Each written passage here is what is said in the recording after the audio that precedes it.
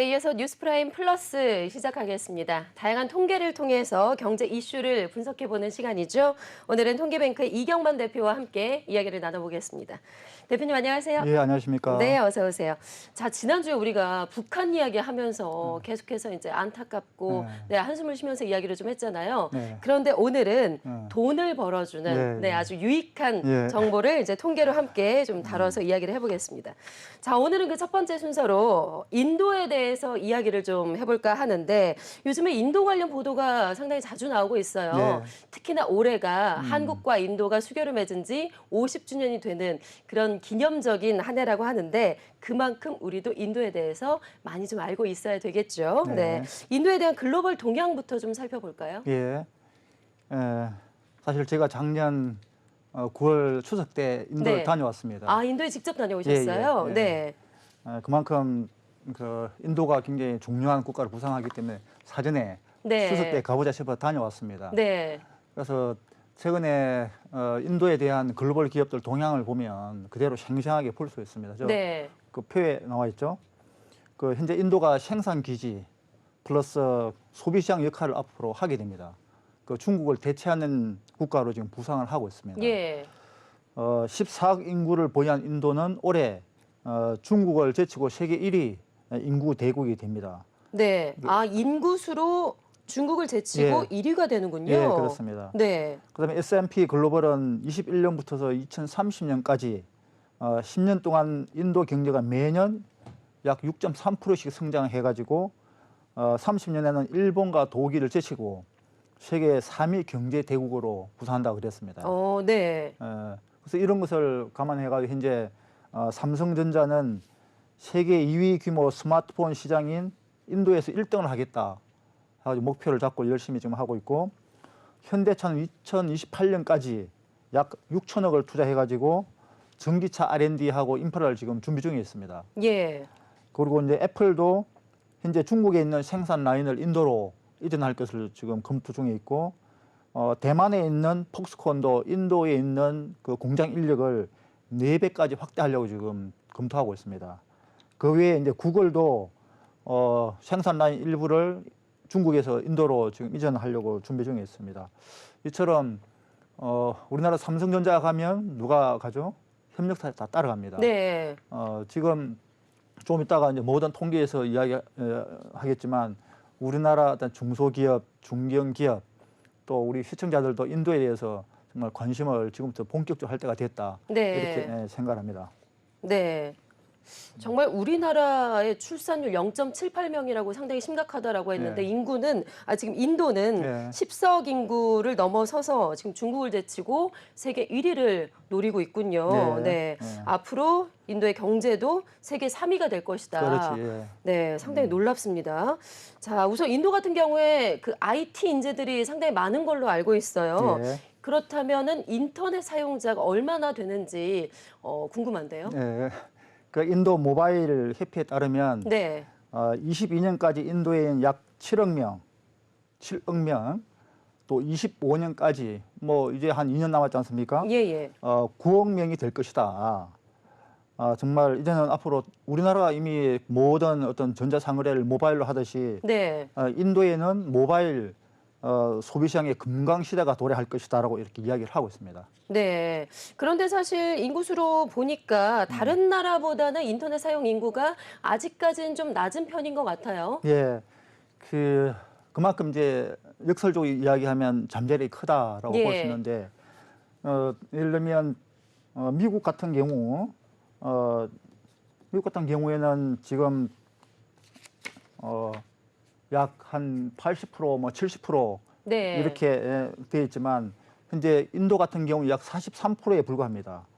그리고 중국은 73% 정도 됩니다. 앞으로 약 절반 정도에 불과하지만 25년까지 9억 명으로 급증하기 때문에 예. 그런 나라에서 우리가 선점을 하기를 바라는 의미에서 통계를 준비했습니다. 예, 말씀하신 대로 아직은 낮지만 그만큼 역설적으로 얘기하면은 잠재력이 상당히 크다. 예. 예, 이렇게 볼 수가 있겠군요. 앞으로 인도에 진출을 할 거면 우선 모바일 산업에서 기회를 찾는 게 상당히 좋을 것 같은데 참고할 만한 통계가 또 있을까요? 예, 이 통계나 그래프를 정말 유심히 보면 정말 네. 재미있는 내용들이 있습니다. 네, 인도의 G세대 예. 남성과 여성의 선호 앱에 대한 게 나와 있네요. 예, 예. 네. 그 22년 기준으로 보면 18세에서 24세에게는 인스타그램이 1위입니다. 예. 그다음에 트루콜러, 플리카트, MX 플레이, 텔레그램이 MZ 시대에는 1, 2, 3, 4등, 5등으로 되어 있습니다. 네. 좀 이따 설명을 드리겠습니다. 25세 이상 남성의 경우에는 페이스북이 1등입니다. 그리고 여성의 경우에는 왓츠앱이 또 네. 1등입니다.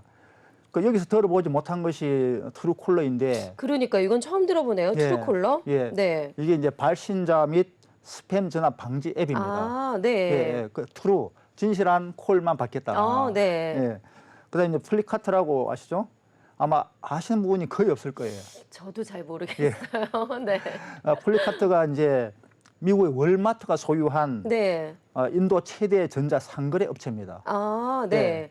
중국에는 알리바바가 있다면 인도에는 플리카트가 있다. 아, 네. 여기에는 소프트뱅크가 일본의 소프트뱅크가 4조 원을 투자를 했습니다. 그다음에 이제 MX 플레이어도 저도 이번 통계를 준비하면서 처음 봤습니다.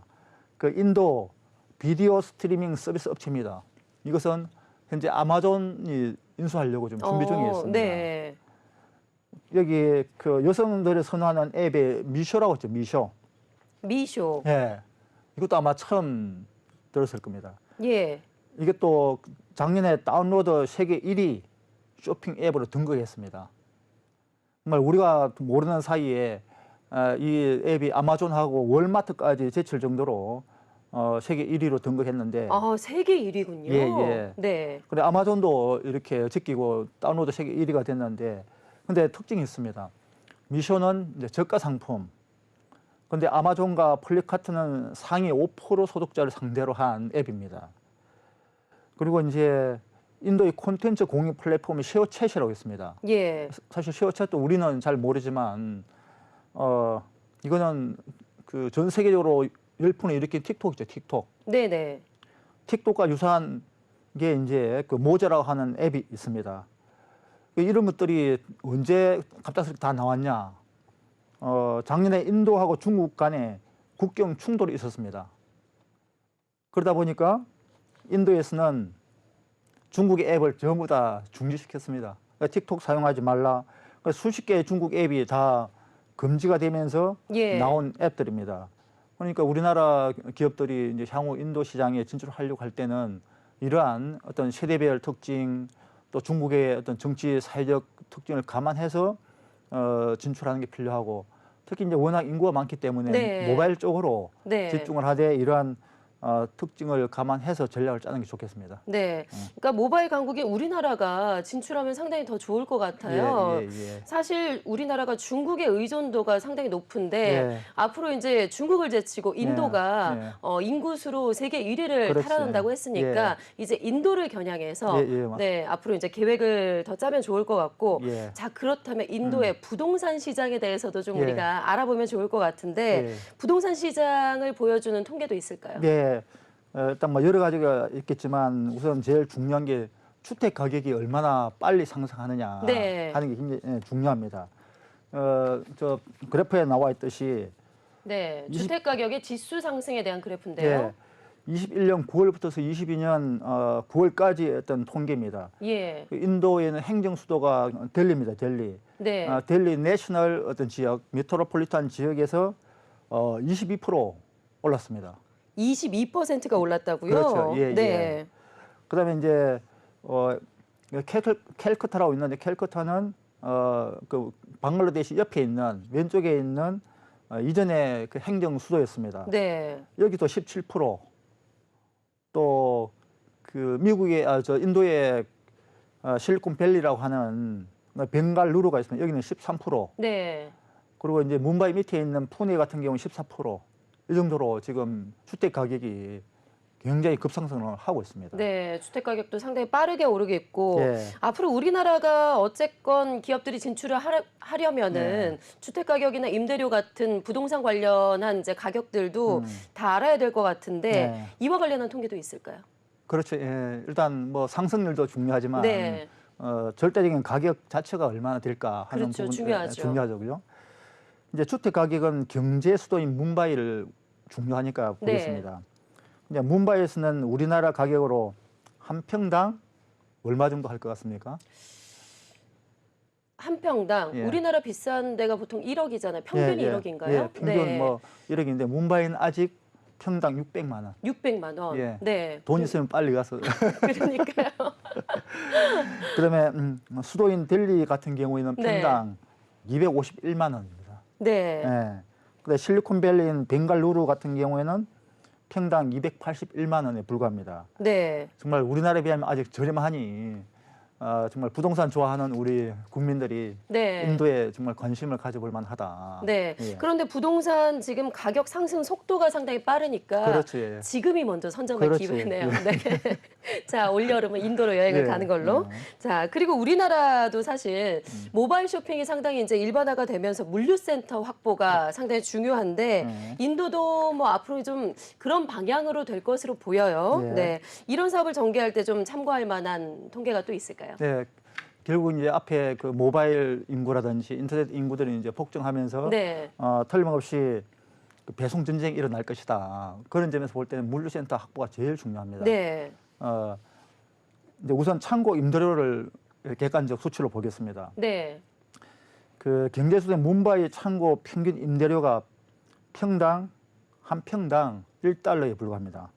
한 평당 1달러요? 예, 네. 한 평당 1달러. 그런데 우리나라는 지금 뭐 안성인이 수도권 일대에 있는 그 수수료가 임대료가 평당 2, 3만 원이에요. 2, 3만 원. 네. 네, 2, 3만 원. 여기는 1달러에 불과하니 정말 너무 좋은 물류센터 사업을 할 수 있는 좋은 기회이고, 그다음에 이제 제 3자 물류라든지, 그다음에 향후 또 아까 이야기했던 저 각종 뭐 중국에서 공장들이 나오지 않습니까?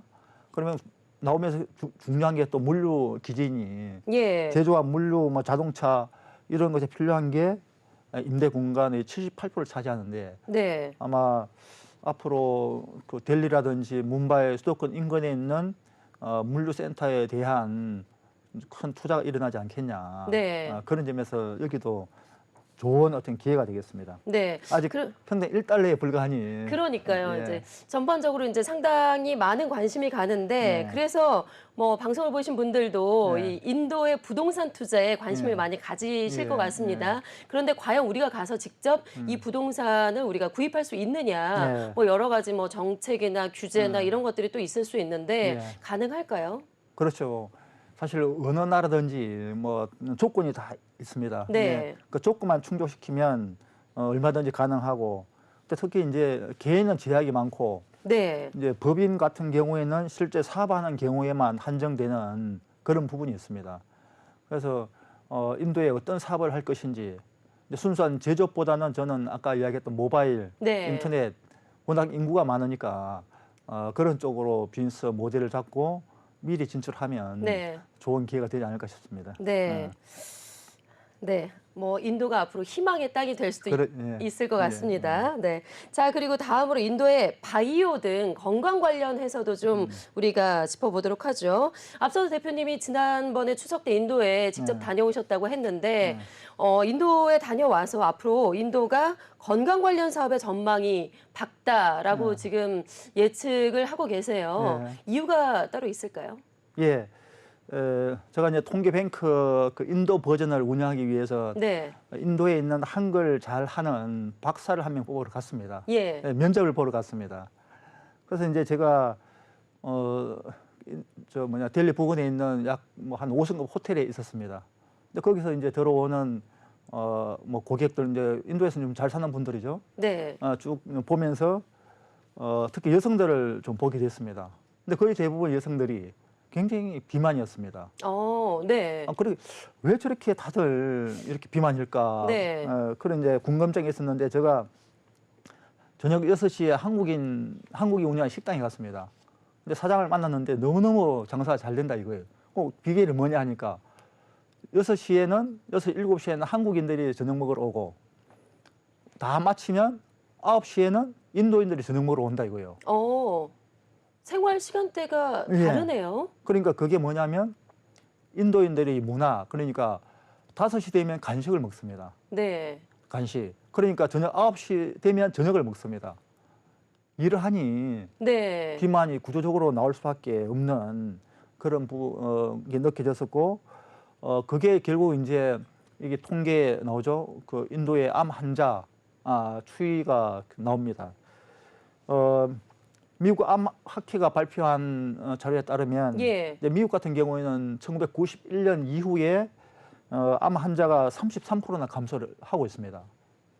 미국 같은 경우는. 네. 그게 이제 암의 조기 발견, 그다음에 흡연율 감소, 또 암 치료 뭐 기술 개선 등의 이유인데, 근데 인도 같은 경우에는 20년에 139만 명 암 환자가, 그다음에 21년에는 142만 명, 네. 22년에는 이게 146만 명으로 증가하고 있습니다. 네. 근데 제가 보기에는 이 어떤 증가 추세가 계속 있을 거다. 그러니까요. 예, 하는 그런 이렇게 우려가 들었는데, 거꾸로 보면 이게 이제 우리나라에는 그 뭐 사실 암뿐이겠습니까?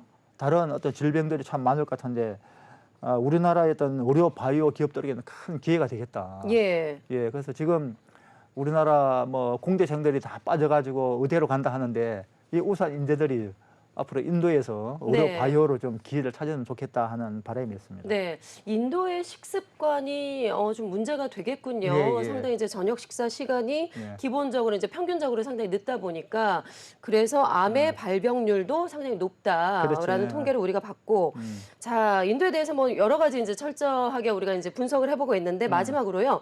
교육 산업은 어떤지도 궁금해요. 예. 교육 산업과 관련해서 비즈니스가 좀 활발하게 이루어지고 있는지 예. 이와 관련한 통계도 좀 살펴볼까요? 예, 사실 우리나라 강한 것 중에 하나가 이제 사교육 시장이었습니까? 네. 근데 이 통계를 보면 또 굉장히 큰 인사이트를 얻을 수 있습니다.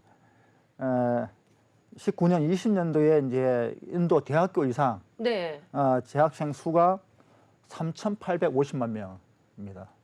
대학교 뭐 학사, 석사, 박사 이상 3,850만 명이 현재 재학을 하고 있습니다. 네. 그런데 이제 고등학교 이하 학생 수는 2억 6천만 명. 그러니까 초중고 학생이 2억 6천만 명이라 하는 학생들이 있고, 그 학교 수가 150만 개입니다. 그러니까 이 거대한 어떤 시장에서 또 이 중에 30%가 사교육을 받고 있습니다. 예. 예, 약 7,800만 명이 사교육을 받고 있기 때문에, 근데 벌써 인도 어떤 사교육 시장의 1등인 바이주스라 하는 기업이 온라인 사교육 시장에서 벌써 90%를 장악하고 있습니다. 그래서 우리나라 기업들이 이런 분야에 관심이 있다면 초기에 이런 데 투자를 해서 네. 이렇게 좀 그 기회를 빨리 선점하면 좋겠지 않겠냐 하는 그런 기대감으로 준비를 했습니다. 네. 인도가 정말 기회의 땅이 될 수도 있을 것 같습니다. 이렇게 인도에 대해서 뭐 이모저모로 정말 재미있는 통계를 통해서 우리가 쭉 살펴봤는데 교육과 건강, 부동산, 우리가 IT까지 네. 다 살펴봤죠. 이를 종합해서 우리 시청자들에게 주는 인사이트가 있을까요? 네. 그 제가 좀 전에 간간히 말씀드렸듯이 인도가 향후 중국의 대체 시장, 즉 소비 시장과 생산 시장으로 아마 등극할 테고, 특히 이제 소비 시장에서 우리나라 기업들이 먼저 선점을 하면 좋겠다. 인도의 어떤 특성을 감안하는 비즈니스에 대해서 먼저 학습을 하고 그에 따른 이제 전략을 수립해 진출을 해야 되고, 네. 특히 이제 개인 같은 경우에는 정말 우수한 비즈니스 모델을 가진 그런 초기 기업에 대해서 좀 투자를 하는 게 좋겠다. 네. 즉 돈의 가치가 현재 한 10대 1 정도 됩니다. 예를 들면 우리나라에서 1억을 투자라고 하면 굉장히 부담스럽겠죠, 그죠? 예. 그런데 현재 우리가 1천만 원 투자를 하면 거기에서는 1억으로 느껴집니다. 큰 돈이죠. 그렇죠. 그러니까 예를 들어서 혹시 퇴직금 1억 타시면 네. 1,000만 원씩 10개 기업에 네. 좋은 기업에 투자를 하시면 우리나라에서 1억짜리 투자를 하는 것과 같은 이치입니다. 그래서 현재 우리나라 지금 은행권에서 뭐 5억이나 10억 지금 맹태금 받고 있는데 이거 어디다 투자를 하겠습니까? 그래서 인도에 정말 아까 이야기했던 좋은 기업들에 먼저 딱 찡받고 있으면 네. 뭐 아마존, 월마트, 뭐 세계적 이제 기업들이 잠깐 성장하면 그걸 사니까 그때 정말 1억 투자하면 100억까지 벌 수 있는 그런 기회도 난 올 것이다. 네, 지금이야말로 정말 인도에 네. 관심을 가지고 네. 투자할 예. 때다라는 예, 말씀이신 예, 거죠? 예. 자, 오늘 방송 보신 분들 인도에 대해서 좀 더 관심을 가지고 네. 네, 지켜봐 주시면 좋을 것 같고요. 자, 통계로 보는 경제뉴스 두 번째 주제로 이번엔 넘어가 보겠습니다. 앞서서 인도의 경제 전반에 대해서 우리가 좀 살펴봐서 통계를 제시하면서 우리 개인들의 투자에 대한 인사이트를 주셨는데요. 그런데 사실 우리 개인들이 주식이나 이제 여러 가지 이제 투자를 통해서 수익을 얻는 것이 그렇게 사실 뭐 쉽지는 않은 그런 상황이죠. 그럼에도 불구하고 우리나라는 앞으로 국내외 투자를 통한 수익을 얻는 모델로 가야 한다라고 또 주장을 할 수가 있을 것 같습니다. 자, 그렇다면 국내 주식 투자자 과연 몇 명이나 될지 궁금해요. 예. 어떻습니까? 지금 상황이. 뭐 이번 제가 방송을 준비하면서 국내 개인 투자자들 관련된 통계를 다 모으니까 굉장히 네. 정말 재미있고 또 걱정스러운 또 앞으로 어떻게 해야 되는지 인사 주는 통계들이 있었습니다. 네. 우리나라 현재 21년 기준으로 볼 때 개인 주식 투자자가 1,374만 명입니다. 정말 코로나19 계기로 19년도에 612만 명에 불과했는데 예. 2년 사이에 2배나 증가했습니다. 과거부터 꾸준히 성장하긴 했지만 예. 20년에서 21년 사이에 예. 엄청나게 큰 폭으로 상승을 했군요. 그렇죠. 600만 명에서 네. 1,370만 명까지 성장했으니 정말 큰 어떤 성장이고 특히 지역적으로는 경기도가 제일 많습니다. 네. 이 중에 그 1,374명 중에 21%가 경기도, 그다음에 서울이 20%, 부산이 약 5% 정도 차지합니다. 네. 예. 자, 연령대별로는 어떤지 좀 더 자세하게 알아볼까요? 예. 사실 뭐 주식 투자하면 그 돈 많은 50대, 60대가 많이 할 걸로. 과거에는 그랬죠. 예. 예. 그런데 지금은 30대가 제일 많습니다. 27% 네. 정도 되고, 그다음에 20대가 약 20%, 그다음에 40대가 23.9%, 거의 뭐 30, 40대가 거의 대부분이다라고 네. 이제 보는데 정말 이 시대가 가장 열심히 일을 할 때인데 주식을 제일 많이 하고 한다는 점에서 뭐 국내 어떤 경제 상황, 어떤 재택에 대한 그런 관심이 많기도 하지만 결국 이제 앞으로 어떻게 살 것인가에 대한 미래에 대한 준비를 하다 보니까 30, 40대가 준비를 주식을 많이 하는 것 같습니다. 네, 20대, 30대, 40대에서 네. 이제 주식을 가장 많이 하는 세대로 이제 통계에서 나타나고 있군요. 어쨌건 우리가 이제 주식을 많이 하는 이유가 네. 그만큼의 이제 수익률을 얻기 위해서일 텐데 그렇다면 이렇게 많이 하면 과연 정말 수익률이 좋냐, 돈을 많이 벌었냐 그 부분이 궁금해지는데요. 그러니까요. 정말 그 작년 이제 10월 4일자 기준으로 볼 때 네, 우리나라 소액 주주가 가장 많은 곳이 어디입니까? 소액 주주가 가장 많은 네, 곳이요? 삼성전자겠죠. 아, 네. 삼성전자의 투자 손실률이 정말 저도 이거 보면서 정말 깜짝 놀랐습니다. 네. 93.6%가 삼성전자에 손실을 봤습니다. 소액 주주가 가장 많은 곳이 그다음에 이제 현대차, 카카오, 네이버, SK 하이닉스, 그다음에 한국전력, 셀트리온 등입니다. 뭐 삼성전자뿐만 아니라 우리도 이제 네이버에 투자를 많이 하는데 예. 네이버의 경우에도 심지어 99.3%가 다 손실을 봤습니다. 아, 네. 예. 손실 금액이 1인당 평균 287만 원 네. 됩니다. 그 외에 뭐 카카오 그룹, 카카오뱅크라든지 카카오 게임즈 여기도 역시 99.8%, 99.3%뭐 이렇게 거의 90% 이상 손실을 다 봤습니다. 네. 우리가 한때는 셀트리온 열풍이 불었는데 여기도 무려 개인당 470만 원의 어떤 손실이 났습니다. 그래서 이게 우리 20대, 30대, 40대들이 돈을 벌겠다고 투자를 했는데 그러니까요. 1년 동안 보면 네. 대부분 손실이 나는 걸 볼 때 그럼 앞으로 어떻게 하지 네. 하는 그런 고민들 제가 풀어드리겠습니다. 네. 참 이렇게 통계를 보니까 안타까운데요. 마지막으로요, 대표님. 네. 이런 이제 시청자들이 투자 시에 좀 참고를 해서 주의를 해야 될 그런 점에 대해서도 좀 시청자분들께 정리해서 말씀을 해주시면 좋을 것 같아요. 어떤 부분들을 좀 참고해서 조심해야 될까요?